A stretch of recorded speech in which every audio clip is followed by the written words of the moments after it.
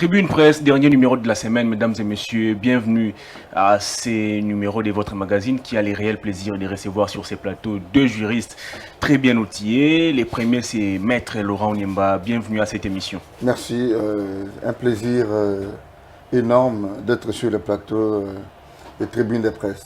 Vous voyagez de temps en temps, la dernière fois vous étiez à Lubumbashi. Comment vous avez trouvé Lubumbashi après Moïse Katumbi? Est-ce que Lubumbashi ça va ou Lubumbashi a régressé?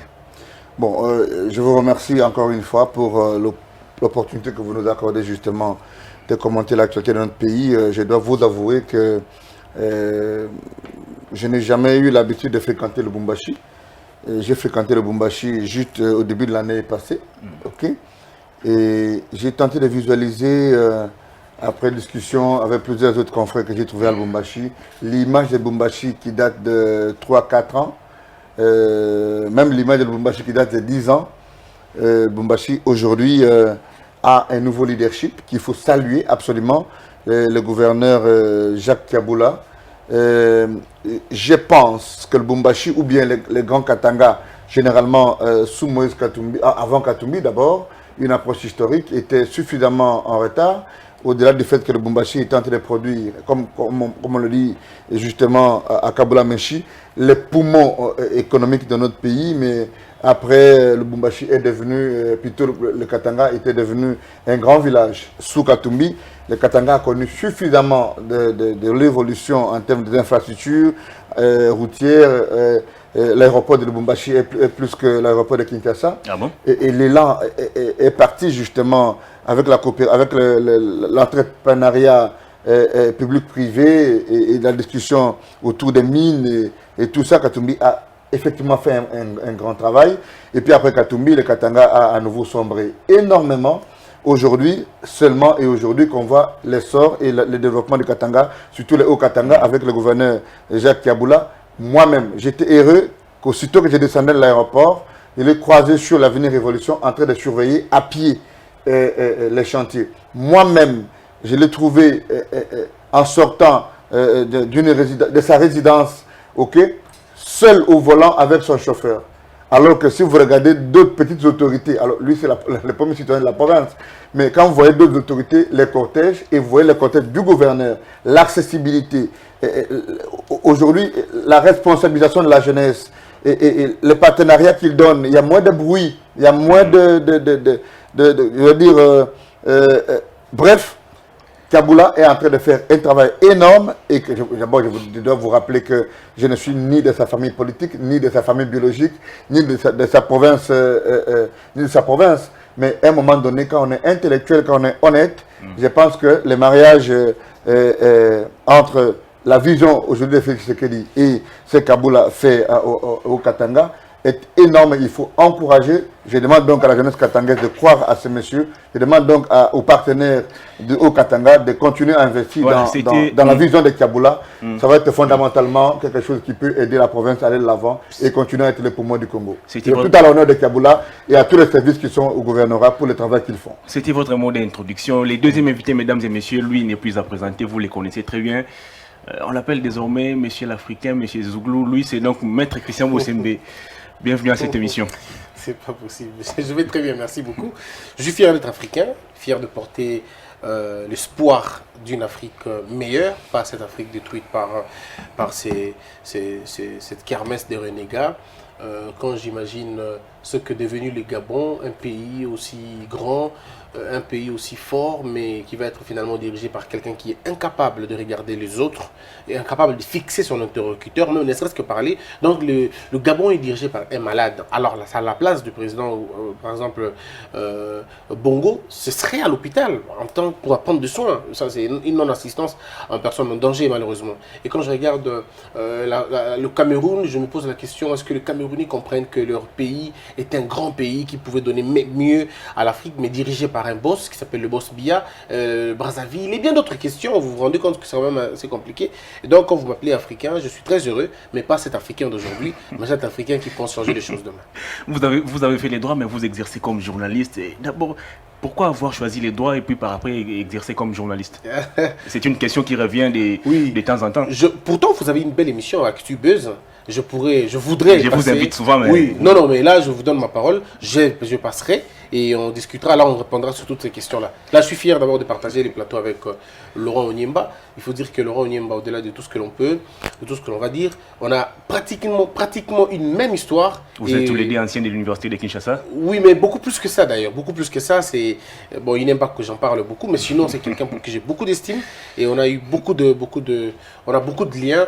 Et c'est pour moi un honneur de passer l'émission avec lui. Voilà, on va parler actualité, mesdames et messieurs, avec ces premiers thèmes de l'émission.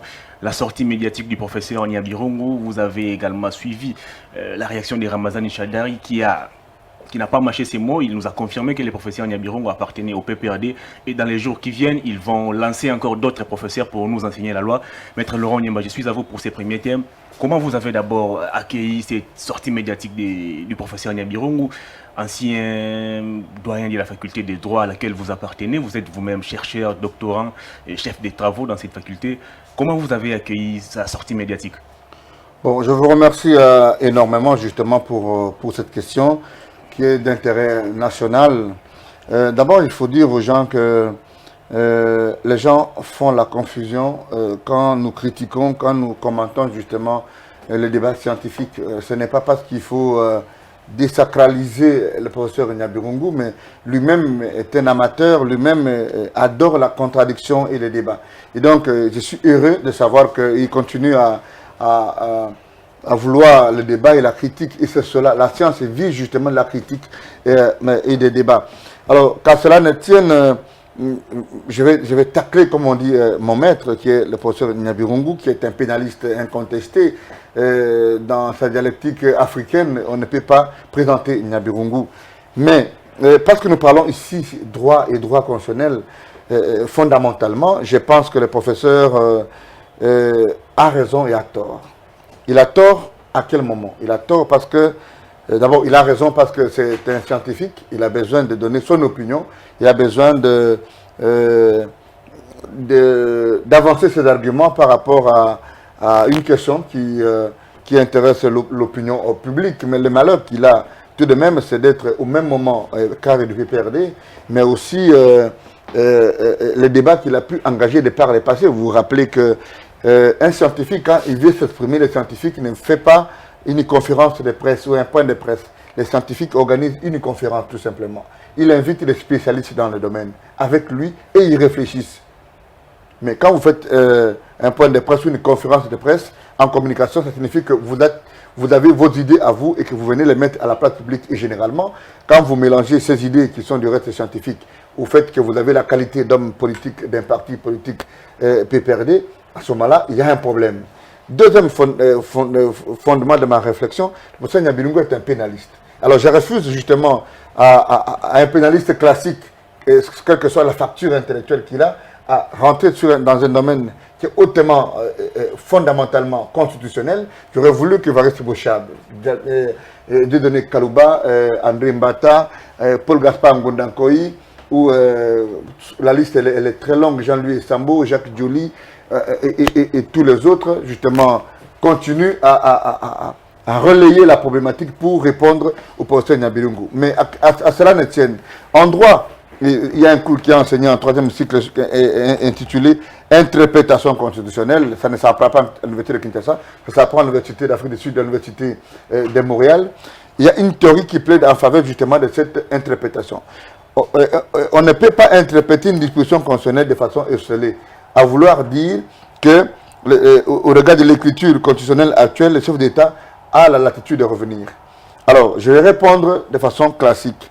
Pour que vous puissiez comprendre l'impossibilité de tout ancien chef de l'État, il faut dépersonnaliser le débat, de revenir pour postuler à nouveau. Il faut cumuler les articles 5 de la Constitution, article 70, plus article 60, 72, plus article 104, ok, plus l'article 220, pour que vous compreniez justement l'essence de l'impossibilité parlons ici comme il ne s'agit qu'un ancien chef d'État, de Kabila, de se représenter un jour. Si vous êtes tellement incapable de comprendre, de rentrer dans l'esprit de cette disposition, vous devez lire l'exposé des motifs de notre Constitution. Alors, si vous prenez, je crois, les 6 dispositions constitutionnelles mélangées à l'exposé des motifs, vous comprenez l'impossibilité. Qu'est dit l'article 5? Je n'ai pas une constitution sur moi, ok, mais la souveraineté appartient au peuple. Et le peuple décide. On parle de la forme et de comment doivent se passer les élections. Est-ce que les professeurs n'ont pas connaissance de tous ces articles qui Non, je vous donne, ici je réponds, pas que je dis il faut lire ces dispositions-là.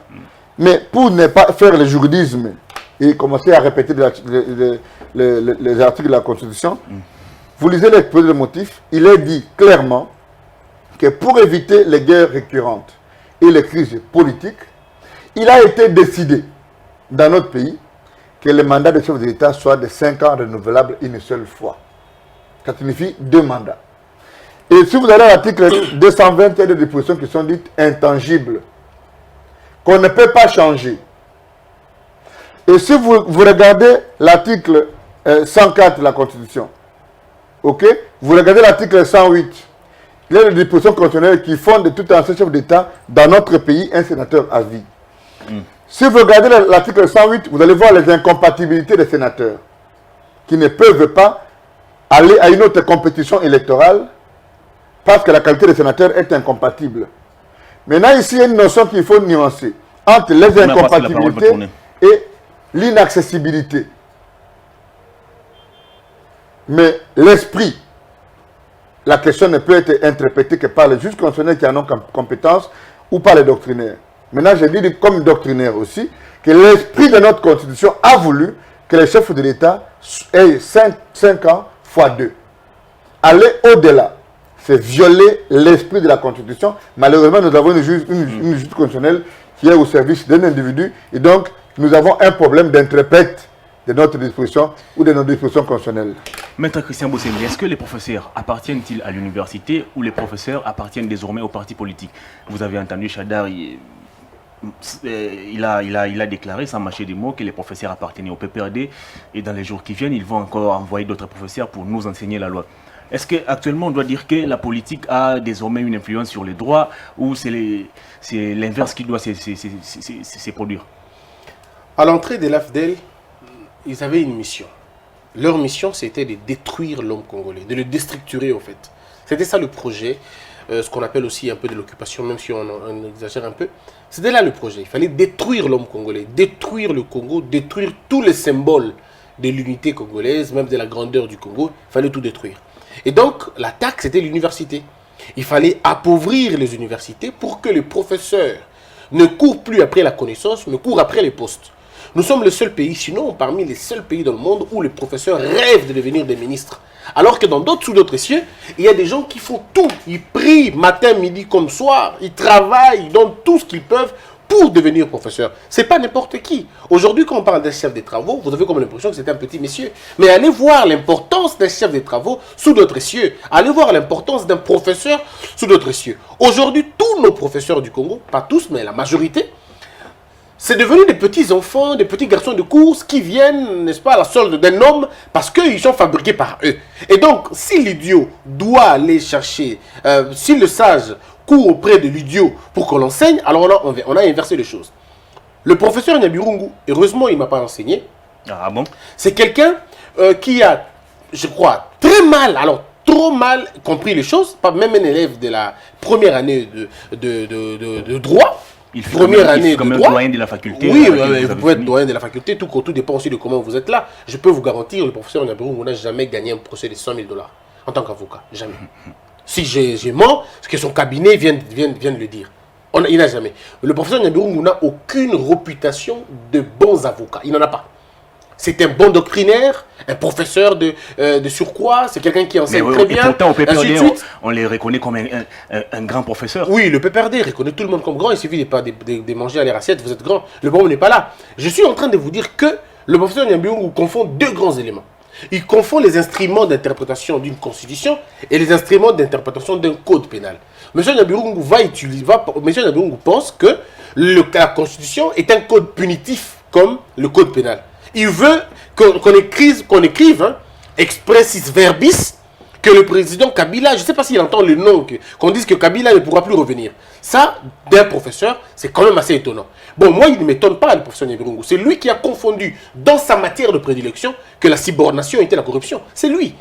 Il faut rappeler aux Congolais que si Bemba Nesné ne se présentera jamais à aux élections présidentielles au Congo, si on ne change pas cette loi électorale, c'est à cause d'un homme qui a pondu un arrêt alimentaire, qui a pondu un article alimentaire, c'était celui-là. Et que faisait la Cour constitutionnelle pendant ces temps? Malheureusement, Laurent vous a dit tout à l'heure, notre Cour constitutionnelle n'a pas de professeurs de droit constitutionnel là-bas. Il y avait M. Essambo qui est parti.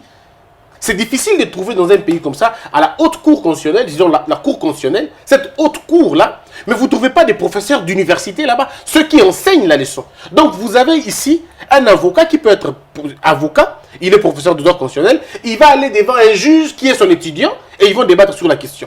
Donc c'est assez compliqué sur l'affaire. Mais maintenant le débat de le retour ou pas, c'est un débat immoral. C'est un débat immoral, Hervé. On ne peut pas parler de cela. Les articles sont clairs. Laurent vous les a donnés. Mais ici, notre article mère, c'est l'article 220, qui parle du nombre et la durée du mandat. Alors, M. Kabila en a fait déjà 2 mandats. Et ça ne peut pas venir de monsieur Chadari. Lui, il était candidat à la présidentielle. Comment il peut arrêter son rêve et vouloir faire revenir quelqu'un d'autre? Il était candidat. Cette histoire pouvait être dite par quelqu'un d'autre, mais pas par lui qui a déjà été candidat. Donc, au regard de tout, on a comme l'impression que les gens ne comprennent pas. Monsieur Kabila est pris dans le 2. Il y a 2 verrous. Le premier verrou, c'est le verrou de l'article 220. Ça veut dire 2 mandats de 5 ans, 5 ans. On ne parle pas de successifs chez nous. On parle de renouvelables. C'est 2 concepts différents. On n'est pas en Russie. On n'est pas en Russie. Ici, nous sommes en République démocratique du Congo et le droit qui doit s'appliquer, c'est le droit constitutionnel congolais. Pas le droit constitutionnel russe, français, italien. C'est le Congo. Ça, c'est le premier verrou. Le deuxième verrou, pour terminer, c'est le verrou de Sénat à vie. L'article 108 dit ceci. Le sénateur ne peut pas prendre part à tout autre mandat électif. Est-ce que les professeurs n'ont pas connaissance des non, il connaissait que la corruption, ce n'était pas la subornation. Mais il a dit ça. Donc le professeur Nyaburungu sait ce qu'il fait. Malheureusement. Et peut-être, je ne sais pas si c'est pour meubler sa vie, mais je ne comprends pas. Et ça, c'est d'abord ça. Et puis le verrou dont je vous ai parlé de sénateur à vie, c'est l'article 108 qui le dit. Et au-delà de tout, on ne peut pas renoncer à cela. Personne ne peut renoncer à la retraite. Le professeur Nyaburungu est pratiquement comme Kabila. Lui aussi, c'est un professeur émérite à vie. Lui qui renonce alors d'abord à ce postulat-là, comme ça on verra si avec Kabila c'est possible. Il ne peut pas, quand on a déjà été à la retraite, on ne peut plus dire je mets fin à ma retraite ou je suspends ma retraite, je reviens encore travailler. C'est pas possible. Donc c'est un débat, excusez-moi le terme, de caniveau, des pures distractions. On va simplement distraire les gens pour les amener attirer l'attention, détourner l'attention, pardon. Maître Laurent Nyamba, est-ce qu'aujourd'hui vous partagez l'avis de certains Congolais qui estiment que c'est la faculté des droits ou les juristes qui ont tué ces pays et que vous, scientifiques, vous serez à la solde des hommes politiques? Bon, écoutez, avant que je ne revienne sur cette question que je suppose être une question passagère, moi je voulais accompagner un peu la réflexion de Christian qui va au-delà. Vous savez, quand j'entends une disposition pénale interprétée par, une disposition constitutionnelle interprétée par un pénaliste, je ne le condamne pas. Je me dis que même les maçons, parce que les gens ont tendance à dire ici que c'est un savant, vous êtes ceci, mais même les maçons, si vous pouvez être chef de l'État, vous pouvez être, pour les occultistes, moi je suis chrétien, vous pouvez être même les grands maîtres des occultistes, mais si vous allez dans une maison, dans un atelier de menuisier, vous n'allez rien faire, parce que le menuisier s'y connaît et ce n'est que son travail. Exactement. Alors, pour l'interprétation constitutionnelle, nous disons, professeur Nyaburungu, qu'ici, s'il n'y a pas la dose de politique dans ce qu'il a dit, et que c'est honnête, ça vient du fond de lui, c'est qu'alors, il s'agit justement peut-être d'un charpentier qui s'invite dans l'atelier des menuisiers. Oui. Mais comment expliquez-vous aujourd'hui le silence d'inconstitutionnalité comme Bocham? Il n'existe aucune disposition constitutionnelle qui soit simpliste. Il y a toujours la lettre et l'esprit. Il y a toujours la volonté du constituant. Et je vous ai dit que dans une approche dialectiquement constitutionnaliste, vous fouillez même dans les travaux préparatoires, on vous dira que le législateur n'a plus voulu que dans ces pays, il se pérennise un système autocratique. Exactement. Le législateur n'a plus voulu que dans ces pays, il s'instaure une dictature. Et c'est comme ça qu'ils ont dit. D'ailleurs, quand vous allez dans les travaux préparatoires, on a discuté sur le fait que le mandat devait être de 4 ans. Il y avait des gens qui pensaient que le mandat devait être de 7 ans. Il a été trouvé un consensus pour que le mandat soit de 5 ans, parce qu'on s'est dit, en 10 ans, comme on peut dire entre guillemets, en Afrique, on ne perd pas une élection qu'on a organisée. Et donc, dans l'esprit, ok, du constituant et du législateur, on a voulu que, quand vous avez fait vos 10 mandats, vous allez en retraite. Exactement. Et donc, c'est cela l'esprit, pour dire en français, élémentaire. Maintenant, la deuxième dimension qu'il faille absolument souligner, chaque fois que nous parlons de la Constitution, c'est qu'en réalité, il ne s'agit pas d'un papier mouchoir. Il s'agit de la volonté d'un peuple, ok, qui s'exprime au travers de ce qu'on appelle la loi fondamentale.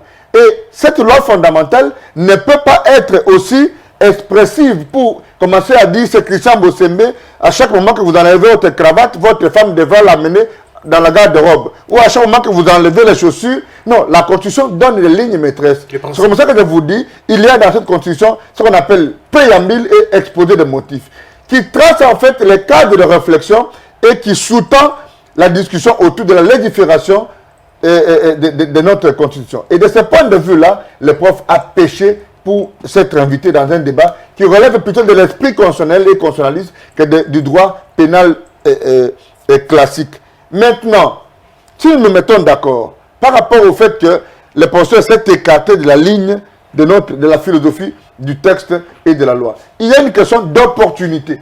Moi, j'ai suivi des gens comme les aînés, comme les Sessanga, qui proposent aujourd'hui les révisions constitutionnelles. Moi, je me dis que c'est malhonnête que d'engager une discussion aujourd'hui, parce que vous savez que, vous êtes minoritaire dans cette Assemblée nationale, c'est vous qui venez de l'opposition, qui faites la proposition. Nous avons dit que le problème n'est pas la Constitution. Les problèmes ne sont pas les articles. Le problème sont l'homme et ceux qui sont censés les appliquer. Si nous avons, jusqu'à ce jour, des pays hautement modernes qui n'ont que des constitutions coutumières, qui n'ont que des textes, en réalité, qui sont des boussoles pour dire vous ne pouvez pas franchir telle limite. Vous êtes chef de l'État, vous régnez, mais vous ne gouvernez pas. Est-ce que, s'il y a la bonne foi dans ce que nous faisons, nous avons besoin d'aller recourir à l'interprétation constitutionnelle? Et donc, c'est cela la vérité fondamentale. Moi, je me dis, pour terminer, quand la Constitution décide de faire d'un sénateur, de tout ancien chef de l'État un sénateur à vie, regardez en un mot. On a voulu faire de cet ancien chef d'État un personnage emblématique qui est protégé. Celui-ci ne représente pas une province, il ne vient pas d'un parti politique, il ne vient pas d'un regroupement politique, il n'est pas élu, il n'a pas de suppléant, mais il est sénateur. Alors, en droit constitutionnel, quand la qualité ou la fonction est écrite dans la Constitution, cela est pris en charge par les dispositions intangibles. Refuser ou réfuter, récuser même la qualité, comme Kabila l'a fait aujourd'hui en ne voulant pas aller siéger, relève de la haute trahison. Relève de la haute trahison et il a l'obligation d'être interpellé pour venir siéger. À défaut, on attend que le procureur prenne la Cour constitutionnelle, pour que je n'aie pas la Cour constitutionnelle, l'interpelle ou ouvre une action contre lui. Et donc ce sera le débat. Maître Christian Bossembe, est-ce qu'aujourd'hui, Ramazani Chadari, secrétaire permanent du PPRD, ne peut-il pas aujourd'hui consolider les acquis... En attendant que vous y avancez, mon cher ami, vous avez posé une question fondamentale à laquelle je n'ai pas répondu. Ah oui. Les juristes n'ont pas tué ces pays. Tout ce qu'il y a dans ces pays est le reflet de la société. Et vous, scientifiques, vous n'êtes pas à la solde des non, des hommes je dis politiques. ceci. Non, écoutez, Christian est un scientifique très élevé, vous suivez cette analyse tout le temps. Pourquoi il n'est pas à la solde du politique? Moi-même, nous sommes là avec lui, on a sacrifié notre jeunesse. Les gens se limitent à nous insulter sur les réseaux sociaux quand nous faisons notre analyse.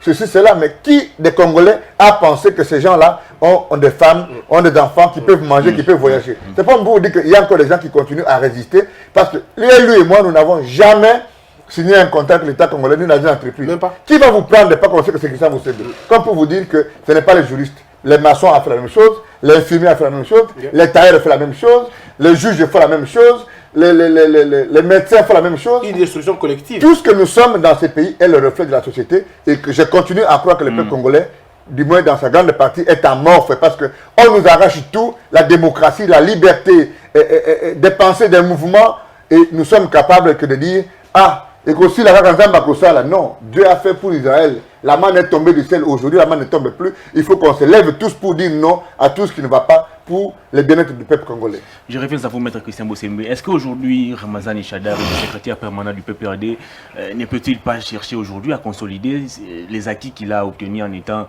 candidat président de la République. Est-ce qu'aujourd'hui, il ne peut pas imaginer 2023 comment il peut encore repostuler, si je peux le dire, et puis mettre en place des stratégies pour voir comment gagner au lieu de penser tout le temps à Kabila qui doit revenir. Est-ce que là, au sein du FCC, il n'y a pas une autre personne qui peut incarner ce leadership à part Kabila?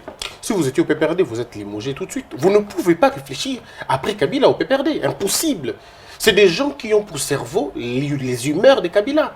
C'est des gens qui sont là, ils se sont acceptés. Ils ont accepté d'être des fabriqués. Et ce n'est pas moi qui le dis, M. Lamermende l'a dit. Il a dit que Moïse Katumbi était une fabrication. Je pensais que ça pouvait s'arrêter là. Non, mais vous avez lu la lettre de M. Kalev. Ici, je vous parle de la première personne qui est censée sécuriser les renseignements dans notre pays. Il a dit que M. Batiloukwebo et bien d'autres étaient des produits de Kabila. Donc ici, vous avez Kabila qui est comme le roi. Il est le roi soleil. Celui, le Dieu qui décide sur la vie et la mort de beaucoup de gens. Quand il arrive au pouvoir, il trouve des gens qui étaient pratiquement des clochards, qui ne pouvaient jamais être à la hauteur de quoi que ce soit. Il a fait d'eux des professeurs, il a fait d'eux des ministres, il a fait d'eux des hommes. Il les a effectivement fabriqués. Donc ces gens-là ne peuvent jamais réfléchir en dehors.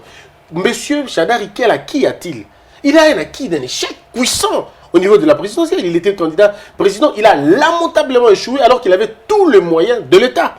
Lamentablement échoué. Donc il ne peut pas s'imaginer cela. Et il ne peut pas se représenter. C'est des gens qui sont en panne d'imagination et en même temps des gens qui sont en déphasage avec l'histoire. Ils ne comprennent pas où le Congo va, d'où nous venons. Ils n'ont aucune histoire historique. Et comme on dit, ils ont une mémoire infantile. Mais maintenant, le problème est à quel niveau? Le problème, c'est au niveau de ce peuple.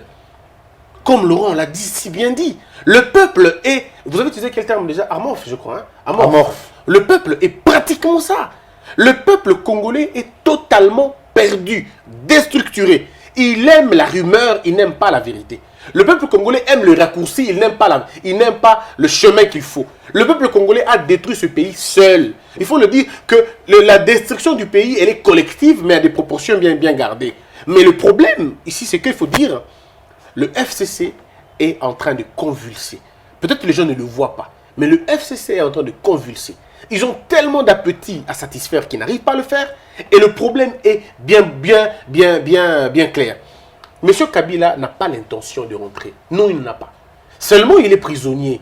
Il est prisonnier de ses appétits gloutons qui regorgent beaucoup de gens autour de lui. Est-ce que tout ce que les professeurs Nyabirungu, les Bochab, Chadari, tout ce qu'ils font là, c'est au nom de Kabila ou ce sont des initiatives personnelles? D'abord, il faut comprendre Kabila, c'est qui pour eux? Kabila est un article commercial pour eux. Kabila est une couverture pour eux. Kabila est une raison de vivre pour eux. Ils ne peuvent pas vivre sans lui. Donc ils doivent trouver des moyens. Trouver des moyens, des mécanismes, pondre des pensées intellectuelles pourvu que Kabila perdure dans leur tête.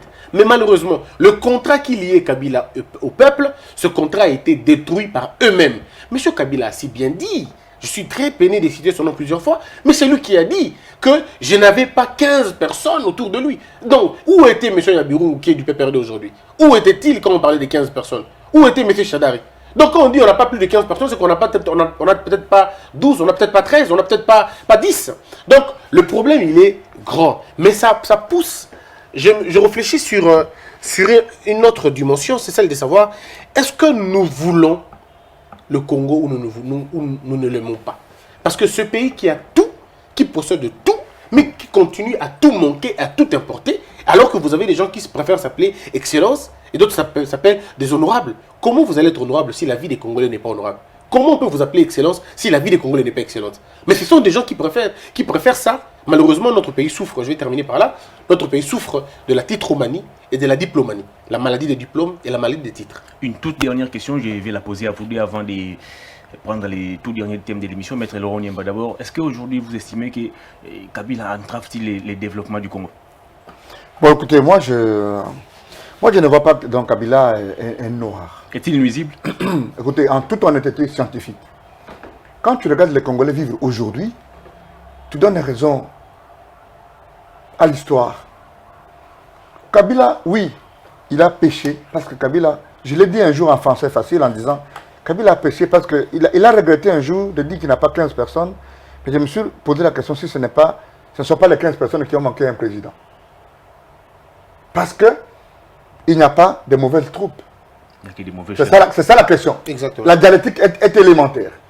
est-ce que les 15 personnes qu'il cherchait n'étaient pas autour de lui, Et qu'ils ont manqué mais qu'ils ont manqué un président?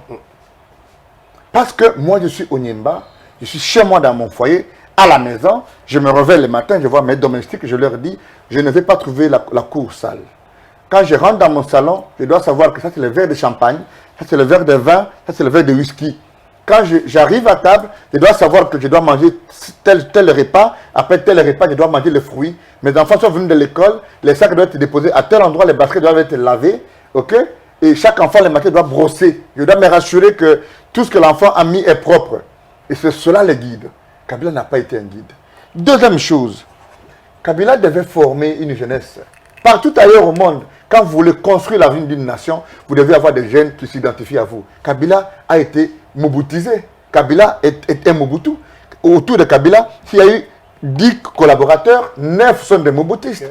Aujourd'hui, poser la question dans des salons, nous les rencontrons en dehors du micro, ce qu'ils nous disent est calamiteux par rapport à Kabila. Il y en a qui vous disent, bon papa, on est encore en train de faire un peu semblant en attendant que le sort de ce monsieur qui est en forêt là-bas soit éclairé. Vous entendez? Et c'est à ce niveau-là que je pense que Kabila a fauté. Mais quand je dis que Kabila n'a pas fauté, c'est parce qu'il faut que je sois honnête. Est-ce que tu as vu comment les Congolais vivent lui-même dans sa dimension intérieure? Ce n'est pas Kabila qui demande aux gens de venir parquer partout. Tu sais quand à Kinshasa ton véhicule tombe en panne sur la chaussée ou sur un boulevard, tu n'as pas peur que tu auras une contravention. Tu n'as pas peur qu'on peut te remorquer le véhicule pour que tu payes des amendes considérables. Tu as peur que le voleur vole. Que le voleur vienne prendre le rétroviseur.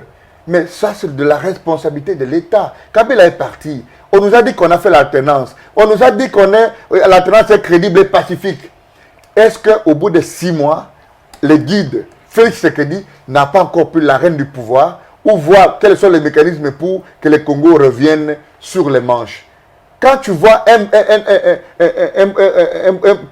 gouverneur se réveiller un matin, s'arroger de pouvoir et nommer des bourgmestres et les permuter sous le regard impuissant d'un chef d'État, on va en parler d'ailleurs. Alors, nous sommes tombés trop bas. Quand tu vois dans une ville où il y a la patente, il y a la vignette, ok, qui est vendue, alors que c'est pour construire des immeubles des individus, la maison de l'État elle-même, quand j'ai parlé de Kaboula ici, ça pourrait donner l'impression que je suis en train de parler d'un homme.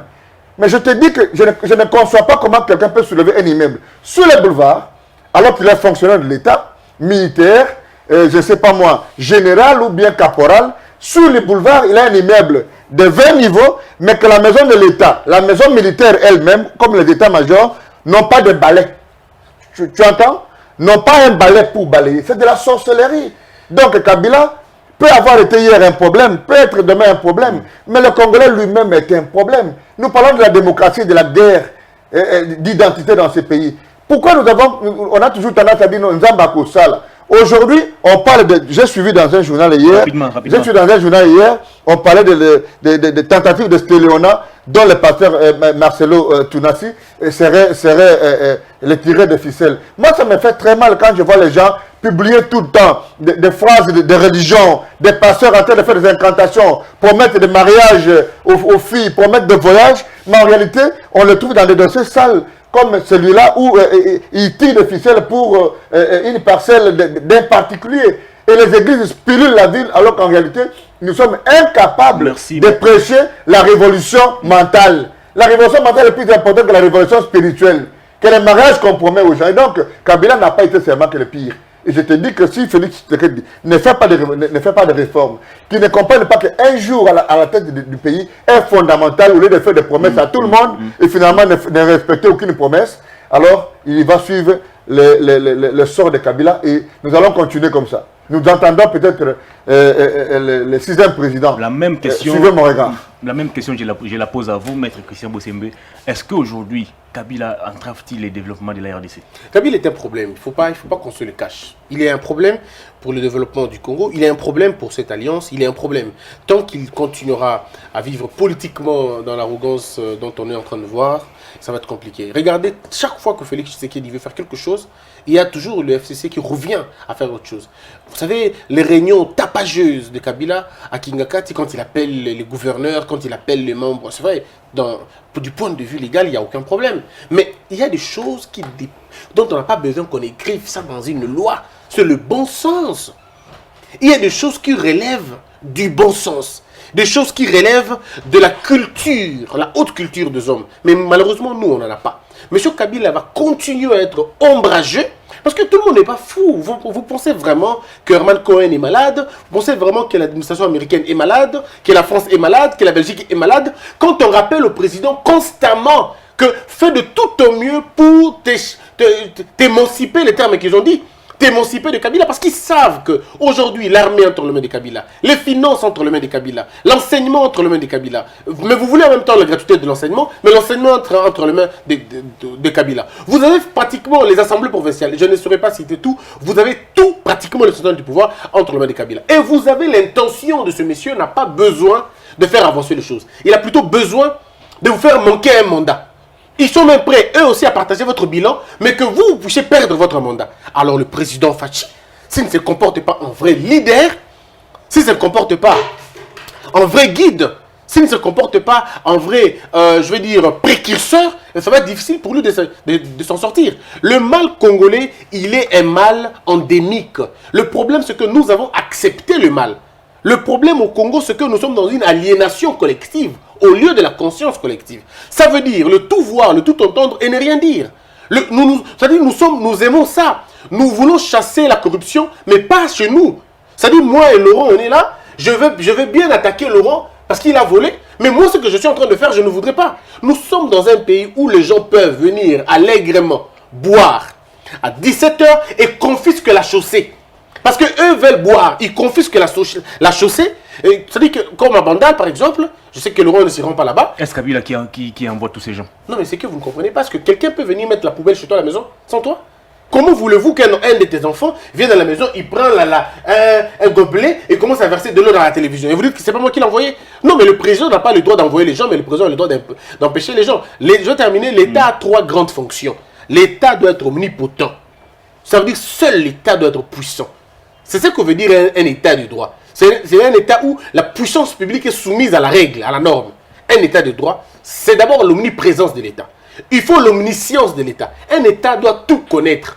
Un État ne doit pas être là, qu'on vient de dire, la Belgique vient et dit, on a découvert un gisement. Non, un État doit faire ses propres découvertes. C'est ça l'omniscience de l'État. Et puis à la fin, l'État doit être tout puissant.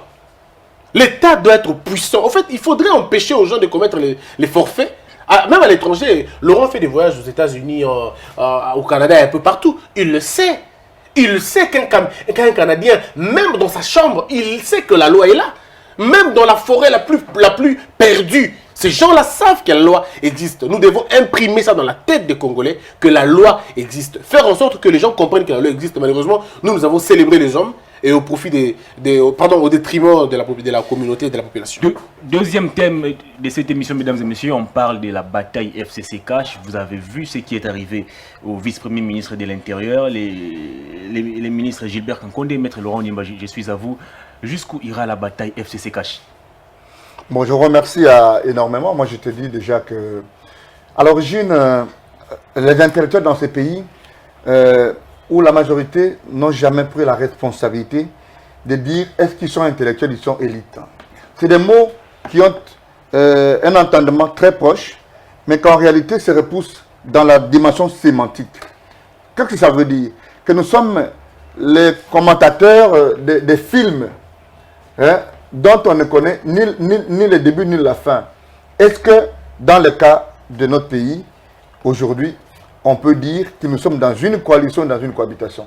J'ai toujours dit que cette proclamation verbale, des grandes théories, autant qu'on en a entendu hier, révolution de la modernité, les 5 chantiers, est tout simplement diabolique. Parce que si vous voulez être intellectuel, vous devez écrire pour permettre aux autres de vous répondre par écrit. Sinon, on n'est plus comme on dit à l'époque de la civilisation de l'oralité. Ceux qui ont conçu le schéma ou la cohabitation ou la coalition devaient nous dire quels sont les éléments qui plaident en faveur de la cohabitation, les éléments qui plaident en faveur de la coalition. Vous parlez d'un cas d'école, de vice-premier ministre, ministre de l'Intérieur. De ce point de vue, je te dis que c'est un montage. Pendant que je suis avec toi sur ce plateau, je viens de recevoir une vidéo.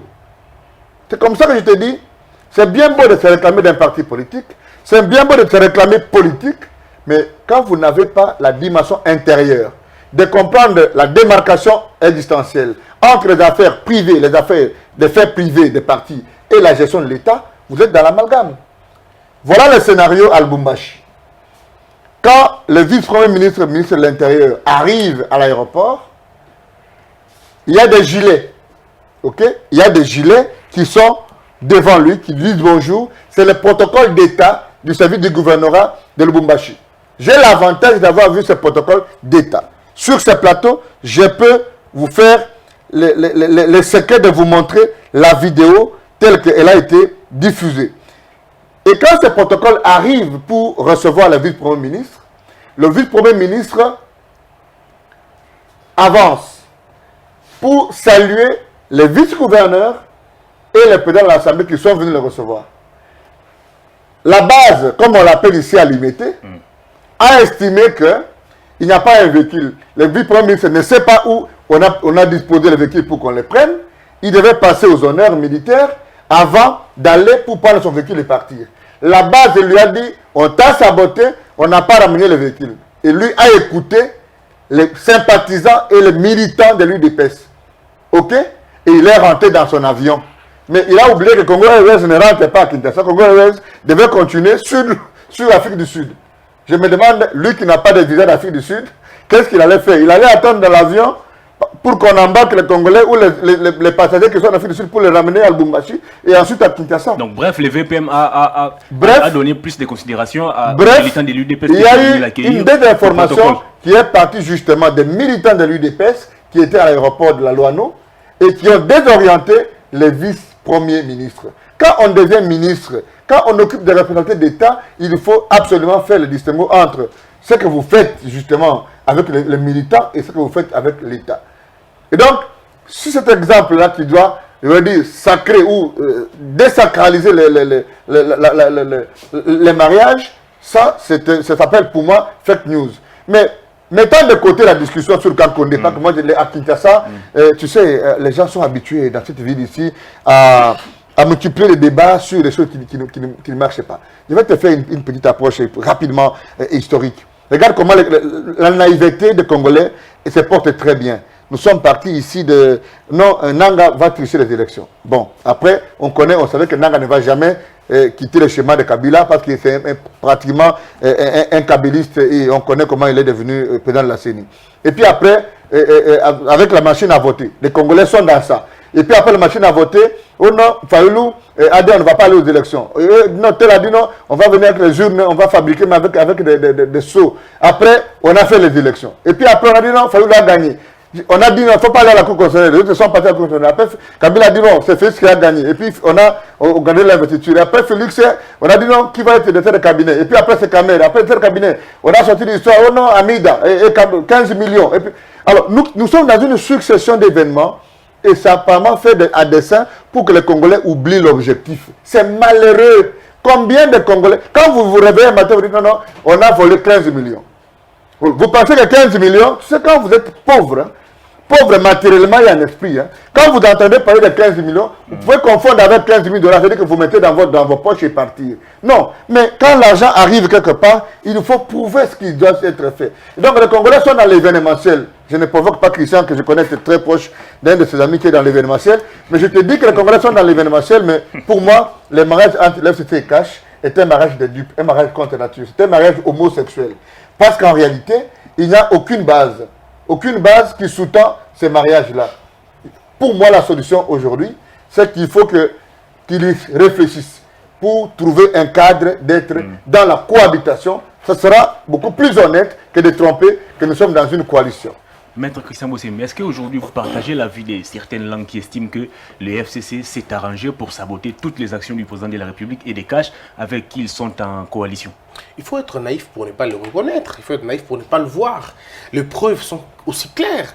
Quand on peut insulter un président à l'Assemblée nationale, aller jusqu'à le traiter d'inconscient, vous savez que ces propos étaient considérés à l'époque de Kabila comme un blasphème. Vous ne pouvez pas dire à l'autorité morale qu'il est inconscient ou qu'elle est inconsciente. C'est pratiquement impossible. Mais le FCC, c'est tout permis. Tout permis. Du lieutenant au cadre, on peut faire des remontrances à Fachi sans aucun problème. sans aucun problème. Alors qu'à l'époque de Kabila, pour tenir des propos contre lui comme ça, il fallait aller à l'étranger pour le dire. Pas ici au Congo parce que c'était finalement téméraire et je dirais même suicidaire. Mais avec le FCC, on voit tout, on se permet tout. Quelqu'un a dit dans ce pays que le Congo appartenait à Kabila. C'est M. Chadari. Il a dit que le Congo appartenait à M. Kabila. Il est le propriétaire du Congo. Il a dit ici au Congo que M. Kabila était qui? On va dire qui? Il était comment on appelle, le grand prêtre. Non, la coalition FCC Cash ne peut pas se porter bien parce qu'elle ne s'est jamais bien portée depuis très longtemps. Et pourtant, le président de la République estime qu'ils sont vraiment en parfaite harmonie. Oui, le président de la République peut le dire. Il peut le dire, il sait pourquoi il le dit. Mais la preuve sur terrain, c'est que ce n'est pas le cas. Depuis quand une ministre bloque les ordonnances d'un président de la République? Vous avez déjà vu ça où? C'est une ministre qui apprécie si l'acte du président est légal ou pas. N'est-ce pas quelque part une sorte d'impuissance de la part du président aussi? Non, mais l'impuissance du président vient d'où? L'impuissance du président vient justement de la nature de cette alliance. C'est justement ça. Le problème, il est beaucoup plus profond que ce qu'on imagine là. La cohabitation dont Laurent fait allusion est une très bonne chose, mais elle a des faiblesses, cette cohabitation. Elle a des faiblesses. Si aujourd'hui Lamouka n'est pas avec Fachi, comment va-t-il supporter la cohabitation? Est-ce que Fachi lui-même a besoin de Lamouka? Il était le premier à demander de l'aide. Il était le premier à demander, il était le premier à tendre la main. La réponse était qu'il avait des mains sales. Et aujourd'hui, on propose le plan de sortie. Peut-être qu'il a des mains propres aujourd'hui. Non, mais le problème, il est qu'il faudrait qu'on arrive un peu à développer un peu notre mentalité. Et surtout à dire aux Congolais la vérité. Kabila et Fachi ne sont pas dans une alliance. Ils sont dans une cohabitation déguisée. Ils sont dans une cohabitation même outrée. Parce que ce qui se passe ici, c'est comme ça. En fait, regardez, dans une coalition, le président de la République, Félix Tshisekedi, ne traiterait pas avec Kabila, il traiterait avec le Premier ministre. C'est dans une coalition. Mais lorsque vous voyez que le numéro 1 de la majorité parlementaire, entre guillemets, c'est M. Kabila et Félix Tshisekedi se rencontrent, donc on n'est pas dans une coalition, on est plutôt dans une sorte de cohabitation. Parce que dans la coalition, c'est les présidents de deux partis politiques, des deux plateformes politiques qui peuvent se rencontrer. Or, le président Fachi n'est pas le président d'un regroupement politique. Donc maintenant, ce serait M. Kabila, ça va peut-être vous choquer, mais c'est M. Kabila et Jean-Marc Abound. C'est les deux qui devaient se rencontrer pour discuter de la vie politique de leur plateforme. Et vous voyez Kabila accepter Non, mais en principe. Le problème, c'est qu'on a déifié Kabila. On le voit tellement grand que quand on fait des lois, lui, il est au-dessus. C'est ça le problème. Je suis très mal à l'aise aujourd'hui. C'est vrai que j'ai beaucoup parlé de lui, mais en même temps, ce sont des impératifs de l'actualité. Il faudrait en parler. Cette coalition ne s'est jamais bien portée. Moi aussi, comme Laurent, je demande que le président finalement casse cette alliance. Mais comment casser l'alliance? Il ne faut pas être brutal dans la manière de casser l'alliance. Il faut être méthodique. Parce que autant ça peut faire mal au FCC, autant ça peut faire mal à Cash. Il ne faut pas se leurrer. Mais le problème, c'est que dans une bataille politique, comme le disait Winston Churchill, dans une bataille politique, seuls les éveillés et les avertis gagnent. Pas le plus fort. Parce que la politique, ce n'est pas un schéma, ce n'est pas une science exacte où 1 + 1 = 2. Non, en politique, ceux qui sont plus nombreux peuvent perdre, faute de stratégie, faute d'intelligence. Donc je crois qu'ici, c'est pourquoi en même temps on dit au président Fachi, il y a des Congolais qui sont pertinemment intelligents. Pas parce qu'on est avec Laurent ici. Il coûte combien pour qu'on l'appelle afin qu'il puisse donner sa vision de voir les choses? Ce sont des gens qui peuvent travailler gratuitement, mais pour l'intérêt du pays. Ça coûte quoi au président Fachi de faire un groupe de gens qui n'ont jamais travaillé dans ce pays et créer une cellule abstraite qu'on ne connaît pas, que les autres font? Vous savez combien le régime de l'ancien pouvoir du sénateur Ravi payait pour payer les lobbying? Mais posez la question. Je crois que M. Katumbi pourra le dire un jour, peut-être qu'il écrira un jour pour en parler. Combien ils ont payé des lobbying? Combien ils ont payé des maisons à l'étranger? Mais c'est des intellectuels. Vous les avez au pays parce que aujourd'hui, quand il y a un problème au Canada, on appelle Laurent, on appelle Prof Mbata, des Congolais qu'on appelle. Venez discuter sur telle affaire. Quand il y a un problème au niveau de l'Union africaine, c'est les Congolais qu'on invite, c'est les Congolais qu'on appelle et ils trouvent des solutions. Pourquoi aujourd'hui le président Fachi ne peut-il pas faire comme Mobutu faisait? Il est là lui-même, il suit la télévision, il suit les émissions, on dit qu'il suit bien les YouTube. Il peut suivre, tel est pertinent, tel est pertinent. Trouvez-moi ces gens-là, on fait une réunion de 30 minutes seulement et on dessine les plans. Et je peux vous garantir, si le président Fachi réunit des jeunes, des gens qui veulent marquer l'histoire de ce pays, en 6 mois, on ne parlera plus du FCC. Si je trompe, on peut me contredire. Maître Laurent Nyemba, est-ce qu'au regard des attaques à répétition, au regard des de tout ce qui se passe entre la coalition, au sein de la coalition FCC-CACH, est-ce qu'il n'est pas temps qu'on puisse revoir cette alliance et passer à autre chose? Moi, écoutez, je ne parle pas des alliances, je connais comment les Congolais fonctionnent. Je connais que c'est des chercheurs d'emploi. Tout le monde veut devenir ministre, tout le monde veut devenir PDG pour les intérêts de quelques enfants. Vous avez vu dans un pays où chacun prend sa femme comme suppléante, tel enfant, sa belle-sœur, sa copine. Ça signifie qu'on est encore au niveau de la sous-traitance, aussi bien du ventre que même intellectuel. Si on ne sait pas encore aller au-delà de ce qu'on est, de ce qu'on représente comme intérêt personnel, alors on est mort. Ce pays est malade. Ce pays est malade. Tu sais, moi, je me suis retrouvé, je viens justement, franchement, d'un petit pays, je ne le dis pas à nouveau, dans l'avion, un Congolais de Brazzaville m'a posé la question. Il dit, Laurent Onyemba, tu travailles où maintenant? J'étais gêné, je lui ai dit, je ne travaille pas, je suis avocat, je suis chef de travaux d'université. Il dit, quoi? Il dit, monsieur, je ne travaille pas. Il dit, est-ce que tu sais me dire que je suis malade là où je suis? Je dis, monsieur, tu n'es pas malade, moi je ne travaille pas. Il dit, mais Félix Tshisekedi, qui a combattu avec vous, dites-moi quel est cet acteur politique qui peut être à Kinshasa, qui ne connaît pas Serge Kabongo, qui ne connaît pas Laurent Onyemba, Christian Bosembe, Peter Tchani, Moukebaï, Daniel Safou, Kisel Wanga. Et Félix a pris le pouvoir, vous n'avez pas été responsabilisé. Je dis, monsieur, le combat que nous faisons est un combat des valeurs. Peut-être que l'histoire ne va pas le dire aujourd'hui, l'histoire le dira demain. Quand vous avez un jeune comme un Christian comme ça, je l'appelle jeune homme, pas que c'est mon ami. Monsieur l'Africain. Qui n'a jamais travaillé. Je dis, il n'a jamais travaillé, c'est des copes. Quand tu donnes 200 $, c'est pour payer un loyer.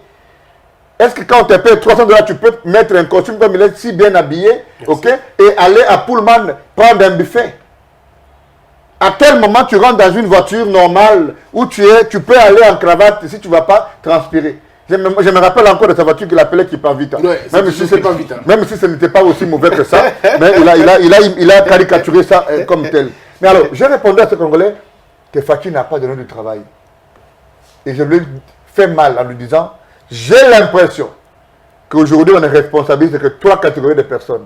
Soit vous avez été avec Fatou à Bruxelles, soit vous êtes de l'UDPS, soit vous êtes de la tribu, soit vous êtes venu derrière Cameroun. Mais au sein des... Et c'est malheureux. Au sein de l'UDPS, il y a aussi des grincements des dents. Non, dans quel pays on est responsabilisé que des gens qui viennent des partis? Qui sont l'a dit?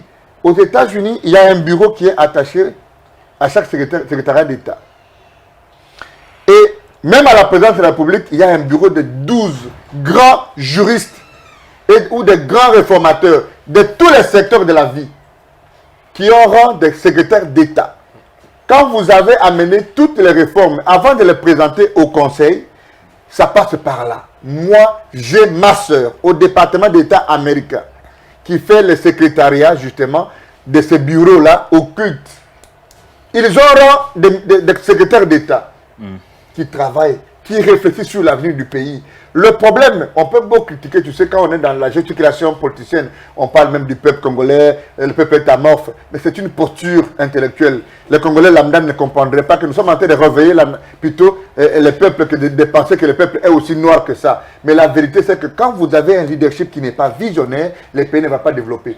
Mais le leadership là, visionnaire va venir d'où? Mais c'est d'un travail de terrain, d'une réflexion des gens qui ont suffisamment étudié. Va dans des ministères. Que des lettres de fautes de français. J'ai toujours posé la question, personne ne me répond. Qui a dit au ministre qu'à chaque moment qu'on vous écrit, vous devez avoir ce style? J'accuse de réception de votre lettre référencée de telle date. Deuxième paragraphe. Il faisant suite. Qui a dit au ministre? Les garçons qui ont fait les lettres, le gré de vague, l'introduit sixième, les proas qu'il y a, ils sont où? Parce qu'ils ne sont pas capables de mettre les étoiles et d'acclamer les individus, et ils ne peuvent pas avoir de responsabilités. Mais Fatih qui a combattu avec nous, aujourd'hui il responsabilise les gens qui étaient de l'autre camp. Aujourd'hui le mariage est devenu bon. La preuve, c'est qu'on a toujours rattrapé. Kabound a dit ici quand il monte sur les chevaux, il dit si on dit que le FCC est mauvais, c'est qu'ils sont sorciers. Aujourd'hui il revient. Tu vois combien, quand vous êtes de la sous-traitance vatriole, vous êtes incapable de survoler une réflexion dialectique. Pas que vous êtes rattrapé par le temps. Bref, nous pensons que la volonté politique que nous avons toujours constatée dans le chef du président, elle est là, mais ça ne suffit pas. ça va ressembler à un chapelet de bonnes intentions. Et je vous dis que ça reste 3 ans et demi. Nous allons poser la question à Fachi. Monsieur le Président, comment vous allez? Si vous lui posez une telle question, il va pleurer. Je vous mets au défi. Au bout de 5 ans, vous lui posez une telle question. Le plus gros projet, ça me fait peur, ça risque d'être le saut mouton. Christian Bossémé pense autre chose sûrement. Maître Christian, 5 minutes nous séparent de la fin de cette émission. Est-ce que, d'après vous, la coalition FCC Cash, c'est une coalition ou un accord qui a été conclu sur base d'un texte ou c'était quelque chose de verbal ou un arrangement particulier entre Kabila et Fachi? Peu importe que ce soit fait au ciel, en enfer, dans l'eau ou dans le feu, nous, on n'est pas liés par rapport à cette alliance. Nous, on réfléchit de façon indépendante.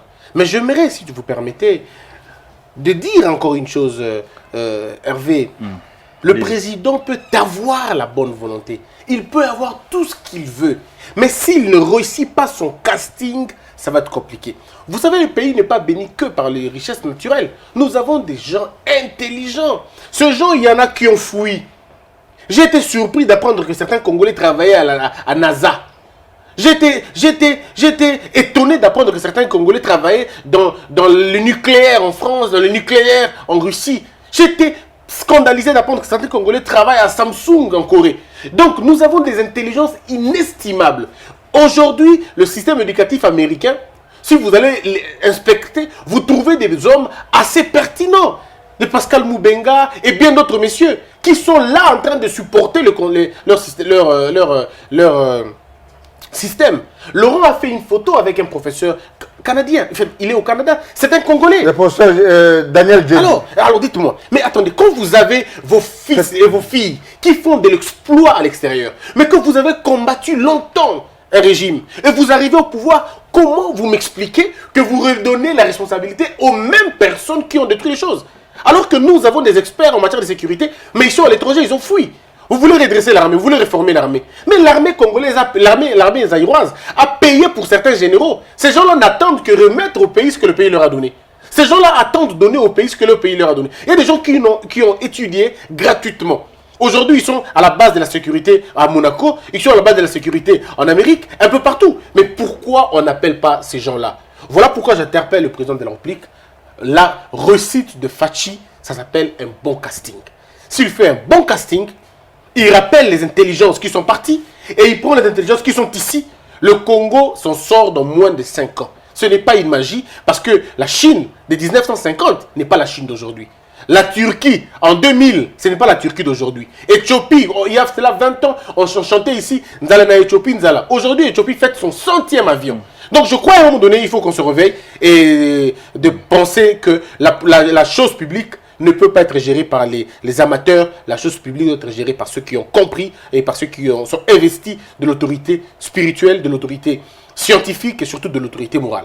Maître Laurent Nyemba, nous sommes arrivés pratiquement... Pas l'autorité morale de Kingakati, l'autorité, la vraie autorité morale. Pratiquement à la fin de cette émission. Une dernière question. Est-ce que voyez-vous la coalition FCC Cash tenir jusqu'en 2023? Bon, écoutez, d'abord, il a parlé de professeur Djedji que je salue. Je devais le dire à un moment donné, je suis parti au Canada, j'ai rencontré plus de 17 Congolais. Mais en 5 jours, le professeur Djedji m'a invité. Donc, chaque jour, on avait rendez-vous à un restaurant pour manger, pour uniquement parler Congo. Et je ne peux pas finir cette émission sans relever une idée qu'il m'a donnée. Il m'a invité à une conférence à l'Université de Montréal. Après le cours, on est parti dans ce qu'on appelle Metz, c'est un restaurant.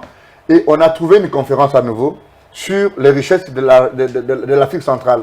Et on a trouvé, je crois, un Burundais, un Burundais et un Rwandais, en train d'exposer à l'Université de Montréal sur les richesses de leur pays. Et quand j'ai regardé le tableau avec le professeur, il a des cheveux un peu ébouriffés, vous savez, il a passé beaucoup de temps en France et à Djibouti. Il a des cheveux un peu ébouriffés. Il donne l'image d'être gesté pas mal de l'Afrique de l'Ouest. Et ce Burundais-là était en train de dessiner la carte du Congo. Et quand vous regardez dans le croquis, les limites du Burundi et du Rwanda sont rentrées à l'intérieur du Congo de plus de 400 km. Et ils expliquaient la zone où il y a la cassitérite, où il y a le gaz et tout ça. Et quand on est sorti avec les profs, on était en train d'échanger. Dans des colloques comme ça, il n'y a pas de Congolais. Non. Ici, on discute sur 15 millions. On passe le temps à parler des individus. On passe le temps à parler des femmes. Et on notait les femmes a mis l'argent dans un compte. Mais c'est malheureux. Et donc, je salue le professeur Edjeli, je salue le professeur, plutôt M. Kofi, qui est à partir du Canada. Pour moi, le mariage FCC est un mariage contre nature, c'est un mariage homosexuel. J'estime que s'il y a la bonne foi et la bonne volonté dans le chef des acteurs politiques, il faut qu'on laisse Fati imposer sa dynamique, sa marque. Parce que ce mariage n'a aucun sens et il y a une issue. Il y a une issue. Le président de la République est le garant de la nation. C'est le magistrat suprême. C'est le patron de l'armée. C'est le visionnaire. Il peut se représenter quelque chose aujourd'hui pour dire, si c'est une facture, pas qu'il a été, comme les gens disent, les caricatures en disant, bah, peut-être qu'il y a beaucoup. Ce qui peut, bah, peut-être qu'il y a beaucoup. Il faut qu'à foutre ta facture. À son facture, ok, les Congolais, nous allons cotiser à foutre votre FCC. Comme ça, il impose sa marque. Parce que si facture va avec la coalition ou la cohabitation, l'échec est criant et nous allons les mettre sur des banderoles. Quand tu vois les gens dans un pays normal commencer à faire la discussion, bah, continuer, même le gouverneur commence à s'inviter sur un débat où on a brûlé l'effigie d'un chef d'État. Mais j'ai toujours enseigné au campus en première année pour dire les éléments fondamentaux pour identifier une dictature, en dehors des éléments classiques que nous connaissons, les voici. Soit comme un aéroport, ok? On m'a dit soldat dans l'arme, qui n'est pas de service, c'est un élément. Quand tu sors de l'aéroport, si on me dit pendant la mounée, tu moutou. Deuxième élément. Surtout on doit faire journal télévisé. À la fin du journal, on dit ma parole comme au début. Ce sont des éléments atypiques d'identification de dictature. Mais je ne sais pas ce que ça veut dire. Un ancien chef de l'État, l'effigie à la place publique. Mais c'est malheureux. C'est malheureux. Même un nouveau président a-t-il quel est le sens justement? Même Fati, je crois, Fati doit innover. Il n'a pas besoin de mettre... Quel est le sens d'avoir dans un bureau d'une police en Gaba, ok, la photo d'un chef d'État? Ça représente quoi alors que les policiers est en train de voler, d'escroquer tous les jours? Quel est le sens d'avoir un drapeau? Vous avez épuisé votre temps Maître Christian Bossémé. Je pense que je ne parlerai plus, on va dire qu'il est opposant. Contre le Fati, je ne parlerai plus encore. Bon, je salue tous ceux qui vont... Attention, on nous insulte beaucoup. Vous aurez votre mot de la fin. Soyez calme. Maître Christian Bossémé, la même question, je vous la pose. Voyez-vous la coalition FCCK tenir jusqu'en 2023? Non, en une minute. Vous allez pas. Elle ne tiendra pas parce que j'ai été hier avec un membre du PPRD, un membre filiant quand même du PPRD, on est dans un débat, et il me l'a dit clairement qu'en 2022, ils vont déjà préparer une grosse surprise, ils vont déjà partir de la coalition. Malheureusement pour eux, la coalition va partir avant 2022. Donc tout va bien se passer de façon que Fati quitte cette coalition, mais en trouvant des moyens qu'il faut, parce que les intelligences doivent être mises en place pour trouver un moyen de séparer les choses. C'est comme des siamois qu'il faut séparer sans tuer l'un ou l'autre. Et surtout, s'il faut que l'un meure, mais ça ne doit pas être celui que vous aimez beaucoup. Voilà. Maître Laurent Niema, l'émission est terminée, mais il y a une rubrique consacrée à cette émission Tribune Presse. Vous allez regarder la caméra devant vous, vous allez passer vos coordonnées à tous ces Congolais qui vous regardent. Et peut-être ils vont souhaiter poursuivre les débats avec vous. Bon, généralement, quand on commence à nous insulter, je sais quand moi j'ai fait le monde entier, j'ai fait toute l'Europe, États-Unis, Canada, mais au lieu que les amis nous encouragent, que ces garçons-là vivent dans la ville, ok, vivent la terreur des policiers, ouais, vivent la vignette de Ngobila, vivent la patente de c'est pas moi, la dame Fifi qui le go pass. Le go pass. Mais on nous insulte encore. Au lieu de nous encourager, de nous appeler, les gens veulent qu'on puisse... Qu'est-ce qu'on dit? Comme un monsieur qui fait une émission de Londres, qui demande de l'argent. Non, on ne demandera pas. Le respect n'infusque. Vous m'appelez, bon, moi je ne prends pas les appels. Désolé, je ne prends pas les appels. Si vous voulez m'atteindre, il faut absolument me faire un texto. Vous m'écrivez sur WhatsApp, à défaut, je suis désolé parce que j'ai plusieurs occupations.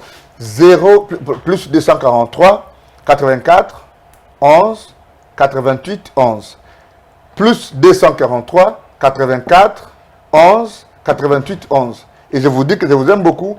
Et je demande au professeur Edjeli que la fois prochaine que j'arrive au Canada, je vienne avec Christian Bossémé. Si vous le faites, je reviendrai pour dire merci. Et je sais qu'au mois de mai, au lancement de notre centre de recherche, je vais venir avec ce monsieur pour qu'il sache que ce qu'il fait ne va pas en l'air, même s'il ne travaille pas. Merci de votre disponibilité. Merci beaucoup. Vous allez vous prêter aussi au même exercice. Oui, merci beaucoup. D'abord, merci à Laurent Onyemba. Pour moi, vous êtes quelqu'un de très pertinent, très intelligent, très important pour ce pays. Merci. Il y a des choses qu'on fait, même si l'humanité ne nous récompense, disons, même si les hommes ne nous récompensent pas, la nature nous récompensera. Absolument, Parce que merci. nous avons choisi un bon combat. Merci. Alors, mon numéro, c'est les 089 7 505. 089 7 505. Merci. On peut dire 0,5 fois. Oui, donc 0,5 fois. Voilà. 0,5 fois. Et... On vous reproche de répondre difficilement aux appels. Non, je réponds en tout cas. Le peu que j'ai le temps, je réponds. Et j'aime bien ceux qui nous suivent à l'étranger. On fait un travail assez difficile. Si vous estimez que c'est formidable, merci beaucoup en tout cas à tous ceux qui pensent que le Congo n'échouera jamais. Tribune Presse de séjour est terminée, mesdames et messieurs. Nous avons reçu pour vous Maître Laurent Onyemba. Il est chef des travaux, chercheur et scientifique. Et en face de lui, il y avait Maître Christian Bossembe. Lui, il est journaliste, juriste également et analyste politique. Si vous avez aimé cette émission, dites un grand merci à Omo et Némi qui l'ont réalisé. Merci également à Jérémy pour l'assistance. Au revoir et d'ici là, portez-vous bien.